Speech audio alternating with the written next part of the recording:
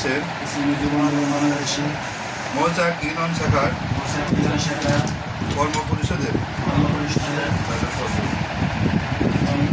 সাধারণ সম্পাদক মনোনীত হয়ে আল্লাহ তাআলাকে সাক্ষী রেখে ওয়াদা করছি যে আমি আল্লাহ তাআলার সন্তুষ্টির উদ্দেশ্য ইসলামী যুব আন্দোলন বাংলাদেশের সম্প্রসারণ মজবুতি অর্জন ও মূল লক্ষ্য হাসিলের সর্বোত্তম চেষ্টা চালাব। আমার উপর অর্পিত দায়িত্ব আমানত যথাযথভাবে পালন করব।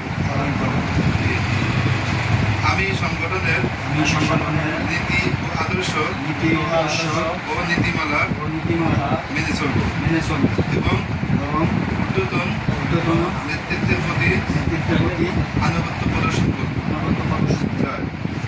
যুব সমাজকে দিনের পথে একাত্মবদ্ধ করতে আমি জানমালের সর্বোচ্চ কোরবানি করতে সচেষ্ট থাকিব।